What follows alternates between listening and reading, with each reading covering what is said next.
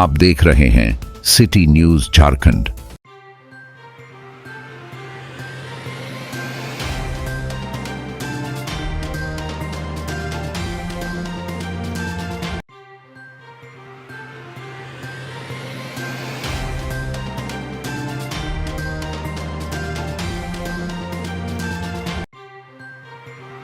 अंतर्राष्ट्रीय तीरंदाज दीप्ति अब संत मरियम आवासीय विद्यालय के बच्चों को सिखाएंगी तीरंदाजी का गुर।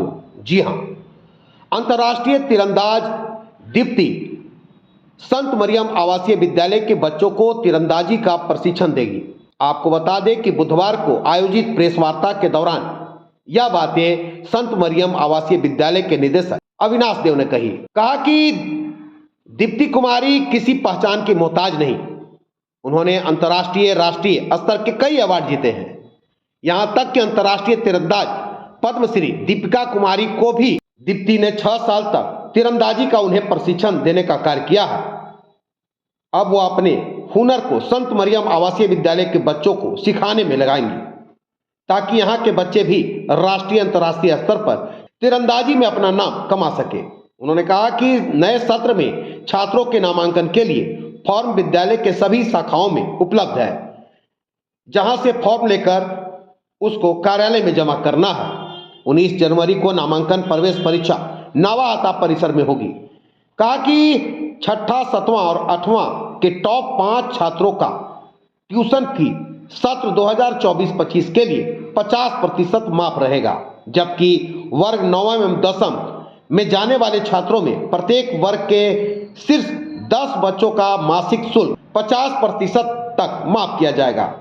उनके विद्यालय के साथ दूसरे विद्यालय के बच्चे अगर कक्षा 11वीं में संत मरियम आवासीय स्कूल में नामांकन लेते हैं तो उन्हें 90% अंक लाने वाले छात्रों का पूरा मासिक शुल्क माफ होगा और 85% से ज्यादा अंक लाने वाले छात्रों का 50% मासिक शुल्क माफ हो जाएगा।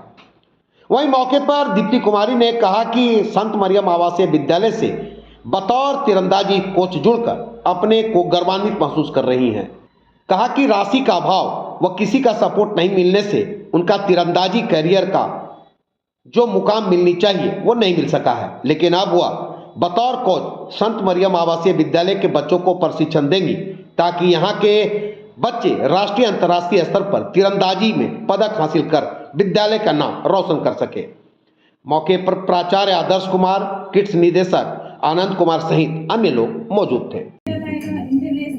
देखिए भैया, पलामू में अभी जिस तरह से बच्चे की चाहत है पढ़ाई को लेकर, बच्चे सपना देखते हैं कि हम जो स्कूल बाहर कर रहा हो, जो रांची दिल्ली का स्कूल कर रहा हो, वो पलामू भी करें, चाहे वो खेल के क्षेत्र में हो, पढ़ाई के क्षेत्र में हो या कॉम्पिटिटिव लेवल की जो बात होती है। तो हम लोगों ने कोशिश किया है कि बच्चे अच्छे से कैसे पढ़ेंगे, कैसे उनमें एक सर्वांगीण विकास होगा, उसी को लेकर हम लोगों ने नई कड़ी के रूप में आज एक अंतर्राष्ट्रीय तीरंदाज दीप्ति कुमारी को हम लोग बुलाए हैं और ये प्रयास कर रहे हैं कि यहाँ की बेटियाँ तीरंदाजी के क्षेत्र में आगे बढ़ें और या स्केटिंग के क्षेत्र में आगे बढ़ें, म्यूजिक के क्षेत्र में आगे बढ़ें। मैंने बच्चे अगर पढ़ने में कमज़ोर भी हों तो लेकिन उनको अलग अगर कुछ मिशन हो उसको पूरा करा सके, हमारा मूल मकसद है। एक सवाल अभी हुआ कि यहाँ पर नेतरहाट की तैयारी भी होगी और मतलब अभी कई एजुकेशन अलग से भी दिए जाएंगे जिसका निःशुल्क होगा, वो क्या है? देखिए, नेतरहाट की तैयारी इसलिए कि नेतरहाट आज भी चर्चित है और चर्चा में रहेगी भी। नेतरहाट एक झारखंड का टॉप स्कूल कहा जाए, जब बिहार उस समय था, और नेतरहाट में आज पेरेंट्स अपने बच्चों को भेजना चाहते हैं।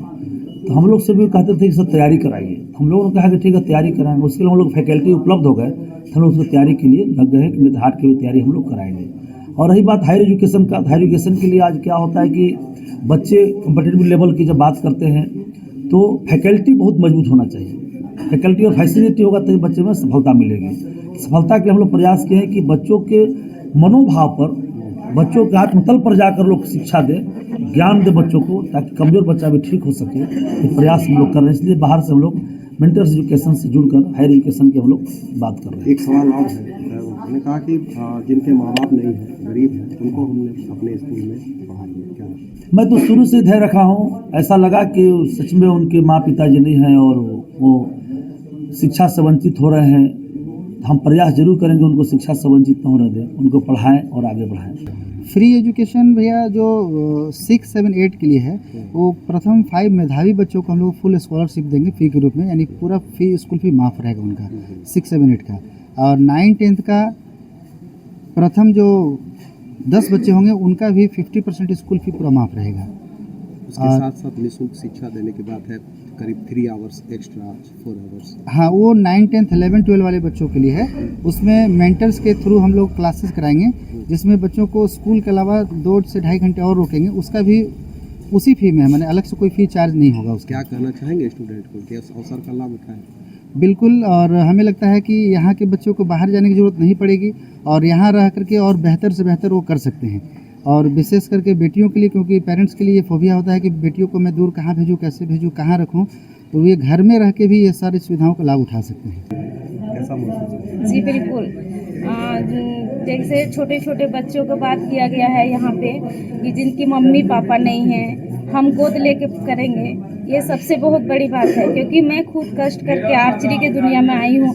मैं सबसे पहले बोलती हूँ कि संत मरियम के स्कूल में आएँ और आप शिक्षा लें, और आर्चरी के भी क्षेत्र में आप नेशनल इंटरनेशनल में भी आप परचम लहराएं। और आर्चरी सिर्फ आर्चरी नहीं है, यहाँ पे हर गेम है, क्योंकि आपका बैडमिंटन है, आपका मतलब हर चीज़ का गेम है। जैसे छोटे छोटे बच्चों लोग खेलते हैं, और आर्चरी अभी जैसे पहले से भी होता था।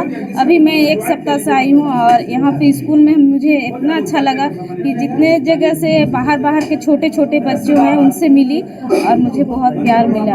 और आर्थिक स्थिति के तंगी से गुजरी है, क्या लगता है कि कैसा क्या करना चाहेंगे ऐसे में? हाँ, मैं यही कहना चाहूँगी ना कि मैं खुद आर्थिक स्थिति से गुजरी हूँ, तो मैं यही बोलना चाहती हूँ कि बच्चे लोग अच्छे करें। इतना ज़्यादा यहाँ पे सपोर्ट है, और सपोर्ट जिसके पास सपोर्ट रहता है वो बहुत आगे चलता है। ये आगे चलता है तो वो देश विदेश में भी आपका परचम लहरेगा। हिम्मत नहीं आनी चाहिए। नहीं, बिल्कुल नहीं, क्योंकि बहुत छोटे छोटे बच्चे हैं। मैं भी बहुत कष्ट की हूँ, पर आज पलामू में आके मुझे बहुत प्यार मिला। और मैं यही बोलना चाहती हूँ कि आप भी ये संत मरियम स्कूल में आएँ और बस अपना देश और विदेश घूमने का भी सपना जिनका है वो गेम के थ्रू अब घूमें।